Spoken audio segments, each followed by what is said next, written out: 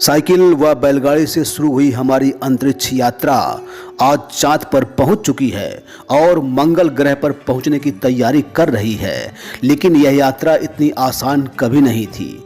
साल 1947 में जब भारत आज़ाद हुआ तब हमारी हालत इतनी करुण थी कि हमारे पास खाने के लिए पर्याप्त भोजन भी नहीं था। अंतरिक्ष की कल्पना करना तो बहुत दूर की बात थी, लेकिन हम साहस के साथ सभी चुनौतियों को स्वीकार कर आगे बढ़ते रहे। अंत में साल 1962 में वह घड़ी आई जब भारत ने अंतरिक्ष का सफर करने का फैसला किया और देश के पहले प्रधानमंत्री पंडित जवाहरलाल नेहरू ने भारतीय राष्ट्रीय अंतरिक्ष अनुसंधान समिति इनकोस्पार की स्थापना की। साल 1969 में इनकोस्पार ने भारतीय अंतरिक्ष अनुसंधान संगठन इसरो का रूप धारण कर लिया। वर्तमान में इसरो दुनिया की 5 सबसे बड़ी अंतरिक्ष एजेंसियों में से एक है। तो आइए जानते हैं आखिर इसरो ने दुनिया के बीच अपनी पहचान कैसे बनाई और उसके रास्ते में कौन कौन सी अड़चनें आईं। साल 1963 में थुम्बा से पहले साउंडिंग रॉकेट के साथ भारत के औपचारिक अंतरिक्ष कार्यक्रम की शुरुआत हुई। भारत में आधुनिक अंतरिक्ष कार्यक्रम के जनक कहे जाने वाले डॉक्टर विक्रम साराभाई का मानना था कि अंतरिक्ष के संसाधनों से मनुष्य व समाज की वास्तविक समस्याओं का समाधान किया जा सकता है। उन्होंने भारतीय अंतरिक्ष कार्यक्रम का नेतृत्व करने के लिए देश के सक्षम व उत्कृष्ट वैज्ञानिकों, मानव विज्ञानियों, समाज विज्ञानियों और विचारकों के एक दल का गठन किया। शुरुआती दिनों में इसरो ने अपनी सूची में संचार तथा सुदूर संवेदन के लिए उपग्रह, अंतरिक्ष परिवहन प्रणाली तथा अनुप्रयोग कार्यक्रम जैसे क्षेत्रों को शामिल किया। 19 अप्रैल 1975 को भारत ने अपना पहला उपग्रह आर्यभट्ट रूस के प्रक्षेपण केंद्र से सफलतापूर्वक प्रक्षेपित कर अंतरिक्ष की दुनिया में अपना नाम दर्ज करा लिया। इसी पहले उपग्रह आर्यभट्ट ने भारत के सुनहरे भविष्य के लिए नींव तैयार की थी। 18 जुलाई 1980 को इसरो ने SLV-3 का सफल परीक्षण कर भारत का नाम उन देशों में शामिल कर दिया जो अपने उपग्रहों को खुद प्रक्षेपित कर सकते थे। इसके जरिए रोहिणी उपग्रह RS-1 को कक्षा में स्थापित किया गया था। वर्ष 1983 में इनसैट 1B को प्रक्षेपित किया गया। इसने भारत के दूरसंचार, दूरदर्शन प्रसारण और मौसम पूर्वानुमान के क्षेत्र में क्रांति लाने का काम किया था। वर्ष 1994 में ध्रुवीय उपग्रह प्रक्षेपण यान PSLV के सफल प्रक्षेपण से स्वदेशी प्रक्षेपण क्षमता में वृद्धि हुई। इसके जरिए अब तक 50 से अधिक सफल मिशन प्रक्षेपित किए जा चुके हैं।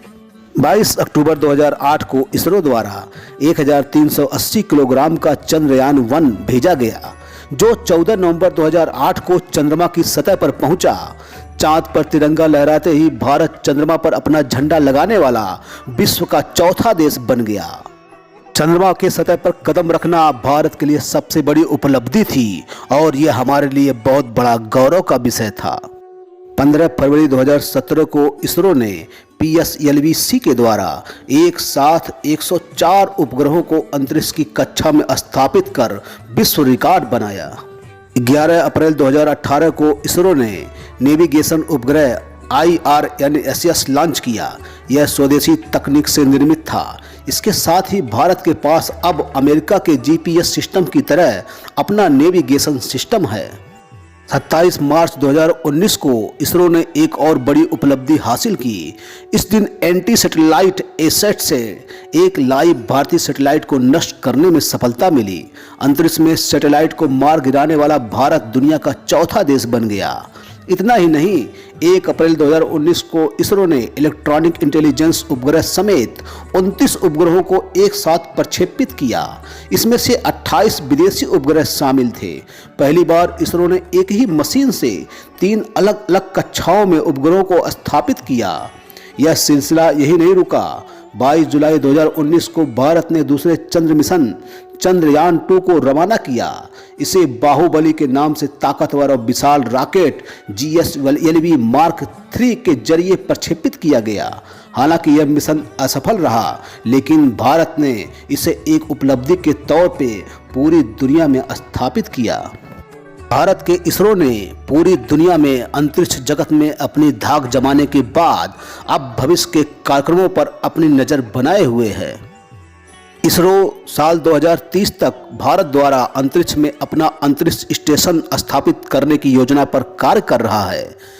इसरो सूर्य का अध्ययन करने वाले पहले भारतीय मिशन आदित्य L1 को प्रक्षेपित करने की योजना पर भी कार्य कर रहा है। आदित्य L1 सूर्य का नज़दीक से निरीक्षण कर विभिन्न जानकारियां जुटाने का प्रयास करेगा। इसके साथ ही साल 2022 में पहले मानव मिशन गगनयान को भेजने की तैयारी जोरों पर है। गगनयान इसरो के सबसे बड़े रॉकेट GSLV Mark 3 के जरिए लॉन्च किया जाएगा।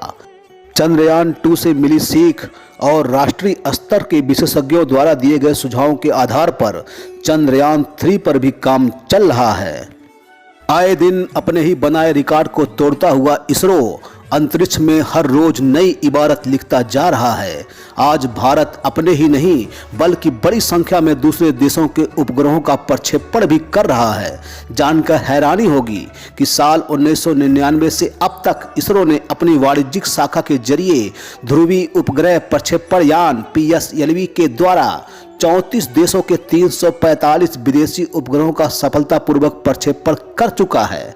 वर्तमान में 18,000 से अधिक कार्यबल के साथ इसरो अंतरिक्ष और प्रौद्योगिकी के क्षेत्र में नित नए कीर्तिमान गढ़ता जा रहा है।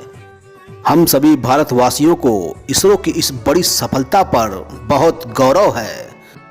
आप सभी मित्रों का सादर आभार। जय हिंद, जय भारत।